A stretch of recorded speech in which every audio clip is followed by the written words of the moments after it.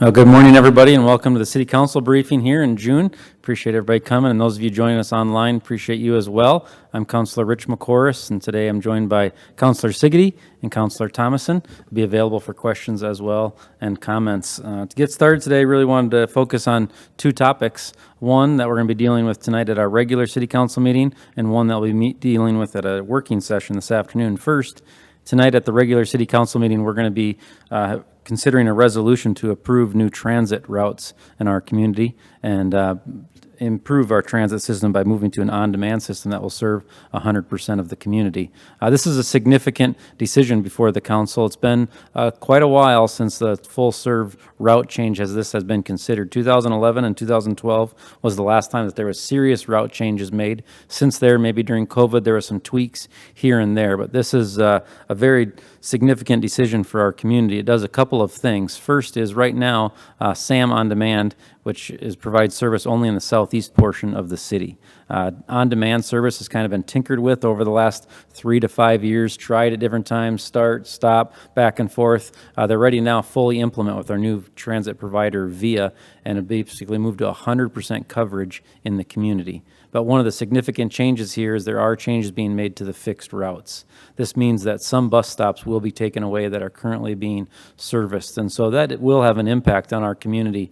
But I think what we need to communicate to the community is remind everyone that what we're trying to do is provide coverage for everyone and also improve frequency that the bus is coming. And by going to fewer stops and straighter routes, what we're able to do is have more frequent stops. And what I think that's going to do is going to increase ridership, because now you know the bus is coming every 30 minutes, sometimes every 15 minutes. It's more reliable and consistent. You don't have to take 2 hours to get somewhere. Maybe you can now shrink that to 30 minutes to 45 minutes or 60 minutes. So I think that's a big deal, but we do recognize the impact that that's having on some of our community. And so there's a lot of communication that needs to be done over the next couple of weeks and months, and helping especially some of our vulnerable citizens who maybe don't have access to a smartphone. How do they use the on-demand service? And so one of the conversations we need to have is building up really a champion for on-demand service and transit in some of these nonprofit spaces so that they can help the individuals they're serving learn how to use the new service. But overall, I think it's going to be a great move.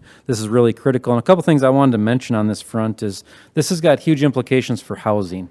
One of the things we've always taken into consideration when approving a multifamily housing, for example, in the northwest part of the city, the western part of the city, one of the challenges has been is we don't have bus service out there, and we're approving a zoning, for example, for a tax credit project of low income, but we don't have bus service anywhere near. This is going to change that with On Demand now, provides that bus service to those locations, which then can take it to a fixed route. I think that's a really good thing for our community. The other thing that I think is important to talk about is a couple years ago, the mayor rolled out a sustainability plan. And there's been a lot of conversation about sustainability. I think of sustainability in this regard. How are we managing our resources?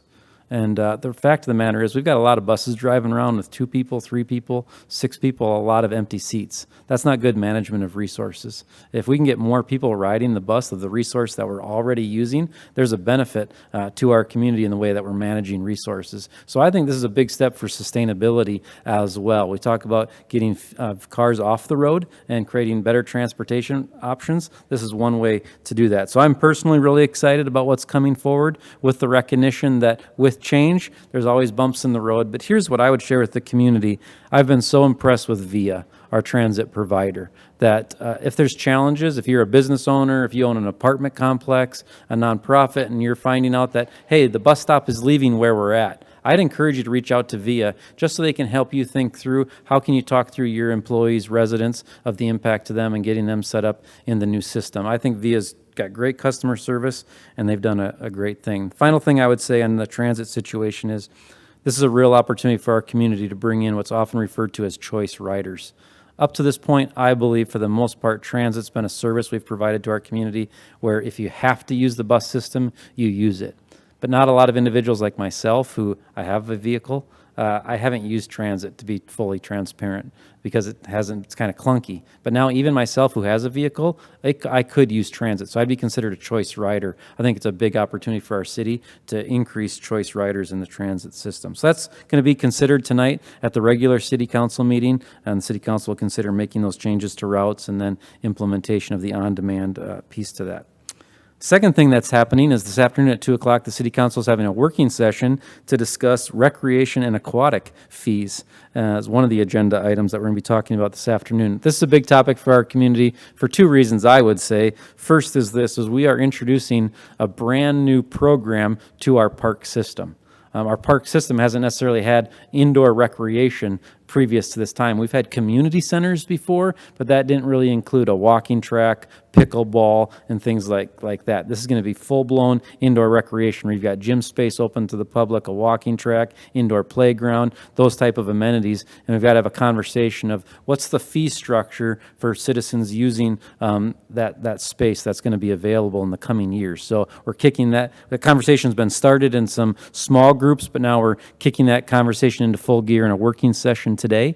After today's working session, we'll provide our feedback to the administration. The administration will then take that and formulate a recommendation to the Parks Board. Parks Board will then consider a fee package, which will then come back to City Council at a regular meeting. So number one, we're considering something brand new. How do we handle these indoor facilities? The second thing that I think this is big is historically Sioux Falls has really valued access to aquatics. At different times, this has been controversial of how we provide access, yet at the same time, try to lower the amount that we have to subsidize the aquatics facilities. And so we've got to have a conversation about how we continue to provide that access to aquatics, yet at the same time determine how much do we as a community want to subsidize the aquatics costs. And now we're adding in potentially a brand new outdoor at Keene, replacing the existing one. And then we're adding in potentially a brand new indoor at Frank Olson, and we're adding in with the purchase of the Sanford complex, an indoor pool there as well. And so what's the fee structure that exists for the aquatics plus the recreation? That's the conversation that's going to happen this afternoon. So I'm going to allow questions on that. Any of the councilors are here would be happy to answer questions about transit or indoor recreation and aquatics. And I'll turn it over to Councilor Thomason. He'll share a few remarks about joining the City Council, and then we'll open it up for questions. Hello, everyone. And as Councilor McCurr said, I appreciate everyone that's here and everyone that's online. We really appreciate it. I just wanted to give a Reader's Digest version of how it's been going for us new city councilors. It's been fantastic. The staff at City Hall has been very welcoming. The staff at Carnegie Hall has been very welcoming. All of our questions are getting answered promptly. The processes that are in place, we're getting taught about. It's just been magnificent. And also just the council themselves, we've really gotten to know each other, and I do believe it's a great council, and I'm looking forward to the next 2 years for some, 4 years for others that I'll be working with. And with that, I'll open it up for any questions unless Councilor Siggety wants to say anything.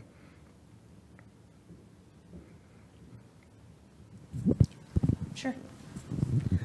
On the this is for anyone. On the recreation centers and pools, what are you taking into consideration when you come up with these fees? We can each answer that thing. I think what I'm taking into consideration on these fees is number one, how do we provide the maximum access to the whole community, recognizing that we want every child in our community, from my perspective, no matter what their family situation is, to have access, and for economics not to be the block to them having access. So taking into consideration what kind of structure can we put in place for that.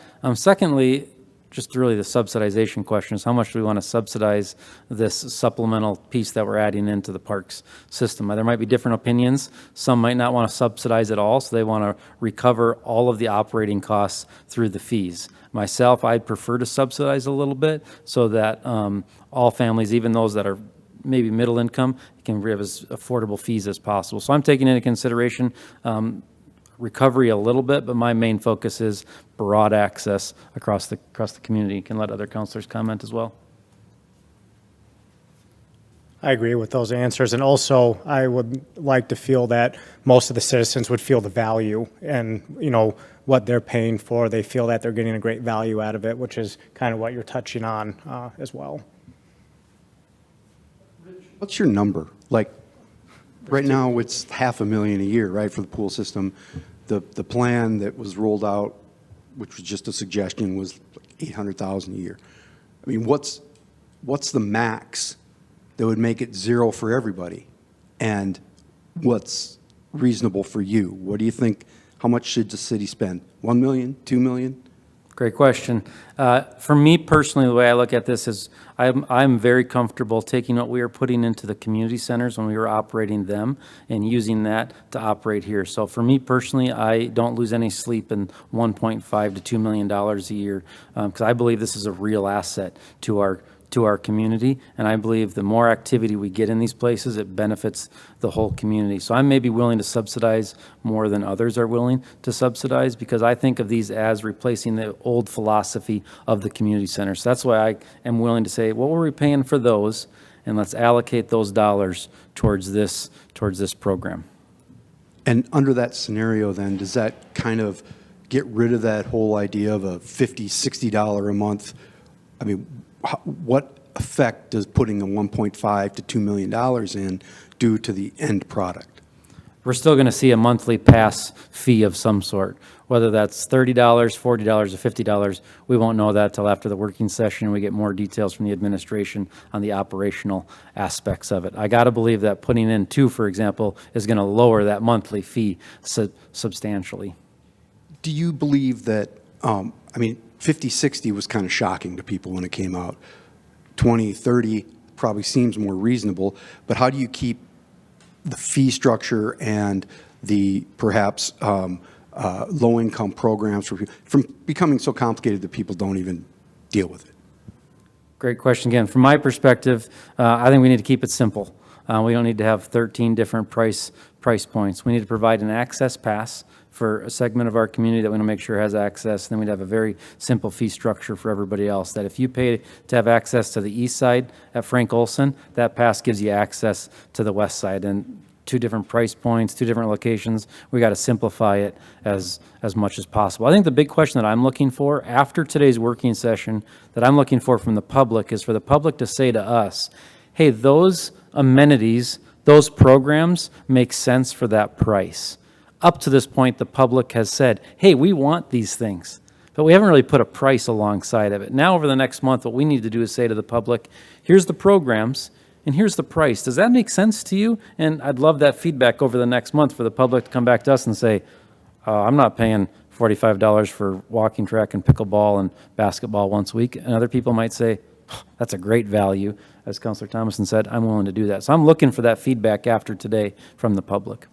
Do you know what it would cost to just make it all free? I mean, in a sort of utopian vision here, if you live in Sioux Falls, these are for you to use. How much would that cost the city? I don't have an exact figure on that. I do think that there's legitimate conversation regarding how you treat something and the value you have towards it if you've paid for it. And then the other piece of it that I think is critical is we got to have, this isn't the best way of saying it, but there's security concerns of just, hey, wide open, just come and go whenever you want. And so if there's bad behavior, we want to have a system that says to someone, hey, your pass isn't going to work for the next 30 days because your behavior is having a negative impact on the community here. And so that's why I think that pass system makes sense. It provides for security, for families coming, for them to know it's controlled access. But controlled access doesn't mean limited access. It just means we want to have a secure environment.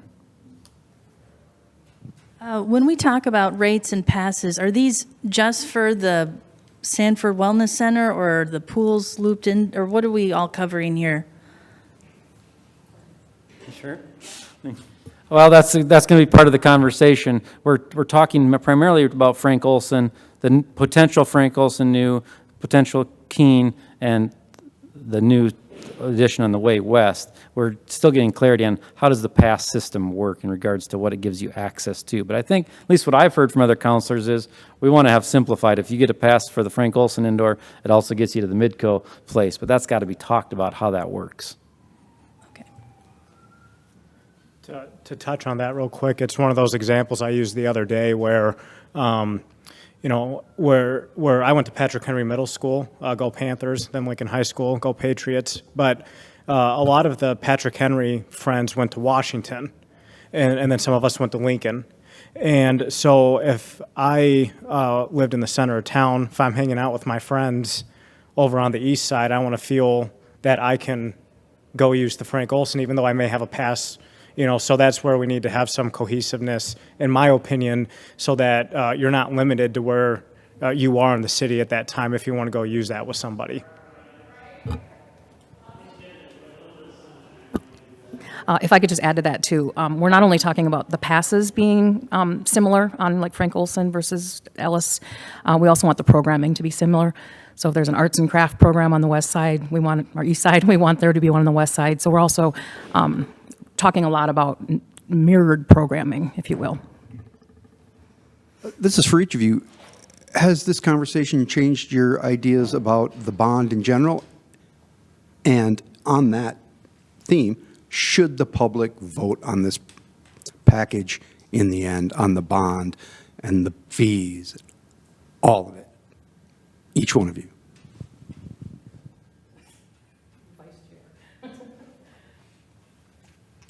Great question. I think it's a very fair question. I think, number one, I have no objection to the public voting on this. Will I lead an effort to have the public vote on this? I don't think so. I believe that as elected council, I don't see anything inappropriate with the council making this decision. Yet at the same time, I've got no objection to the public wanting to weigh in on it. I don't believe it's appropriate to have a public-wide vote on the fee structure. I think it sounds hard to say this. It's tough to have that, getting into that level of detail at a broad public vote. Where I think it's more appropriate to have a broad public vote for the bond than it is getting into the specific details of, for example, like what hours are we going to be open? That gets into granular stuff. So again, I'm not opposed, but I'm not going to be leading an effort that says, let's put this on the ballot. But if there was a vote, certainly fee structures and hours, that's going to influence how somebody's going to vote. It's one vote on the whole package, right? Absolutely. I would hope the public would want to know that information, and so they can go into it educated. Yeah, I concur. I probably wouldn't lead an effort either, but would not, if it was on the ballot, it is something the taxpayers will be paying for. And so if they want to have a voice, certainly go ahead. And I think I even said in an article about a public input vote, I would be very open to that as well, just at least having some type of feedback that would be there. And then there's a second part to your question, I think, in terms of has our minds changed. Frankly, I started to kind of dive into the original one, and now that since it's kind of been changing, I've just kind of waited to kind of see where we come out with this working session, and then also hearing from the other group that's working with the Parks and Rec. So I'm trying to look at it with a blank canvas, if you will, and then just see what gets presented now, and then I'll go back and compare it and kind of see what the differences are, and then go from there. And I'll echo the same thing. During my campaign, I was asked that many times, and I said the same exact thing, that I'd be very open to this going to a public vote. I don't know if I've heard a lot of feedback that it needs to. Maybe some people, but it hasn't been, it's not like my inbox is full of people saying this needs to be a public vote. But I'd certainly be very open to that. And as far as, have I changed my mind? Probably not. I mean, we're also, of course, he and I are just kind of so new to this process that we're just kind of, I like the way he said blank slate. We're just kind of taking it in at this point. I'm going to ask about the bus. Rich, you mentioned choice riders, which this is a huge cultural change. To get this to work, you need a shift in attitude about mass transit in this community. How are you going to do that? Great question. I think there has to be a huge effort between the age of 16 and 22. The reality is it's not going to be a 3 to 5 year change. It's going to be a 15 to 20 year change. So the best place to start is to get our young people where this becomes part of so they get their first job at Hy-Vee. Man, wouldn't it be great if families said, we've got a safe, clean transit system, and you're working at Hy-Vee your first job, it makes so much more sense to use the public transit system. It now functionally could happen, whereas before that couldn't happen. So if you start in the habit of your first job using that transit system, I think that's going to carry over into the long term. So I'd like to see the city really put an effort into that younger age ranges where the marketing, the education needs to happen. I think the reality is I'm 40-something and can't even remember my own age. But the reality is it's hard to change our ways and our habits. So I think we really got to focus on the next generation and helping them take ownership of it and really own it. You might want to mention it's free with a student ID. True. I was going to add that. Boy, I was going to say exactly what he said. And also, just to let the public know that it's 13 and up that kids can ride, the students can ride the bus. And so I think that's just important to get that messaging out there. And in meeting with VIA and their management, they've actually said that they've seen other communities, the way it kind of catches on is to reach out, that youth are much more excited and adaptable to pick up new things. And so I guess I just want to concur and say that we need to, I wouldn't even say 16, I'd say 13 and up. If we can get them riding, let's get them riding. I just think we need to see the vision. As I told you when we met once, I lived in Minneapolis during the light rail, which a lot of time wasted for me having to drive different places as that thing was getting built. And I didn't, see the vision when I was up there. But now when I go up there for different things, it's just wonderful how that works. So I think with working with VIA, getting some new routes, getting some different options that can be had, I think that will just, as people see the vision, they will become choice riders because of that. How many people are using the SAM on Demand in the Southeast where it's operating right now? I apologize. I do not know that information. Have to get it for you, unless somebody else has it. Then my other question is sort of related back to the recreation centers, but does the city subsidize Great Bear, and if so, how much? I don't know. We have a contract, and again, an operating agreement with Great Bear on them. So I'll just give you an example. For example, at Midco, we subsidize the operations of Midco Aquatic Center. And so we've got some data that we can look at there to help us understand, what could potentially be of certain fees and things like that. But this isn't really controversial to say. I mean, the functional reality is we subsidize Washington Pavilion, Zoo, Great Bear, because they're all assets of the city, and so we're not recovering those capital dollars that go in. So the reality is those are all public investments. It's just a matter of what level they're public investments. And to touch on that, I think one thing that's great about the aquatics, parks, Great Bear, the zoo, the pavilion, all age ranges can use it. Most economic people can use it. I mean, it's something that it's really nice that it's a wide range of people that can use it versus just a specific, group of people, which, I'm very proud of. Anything else?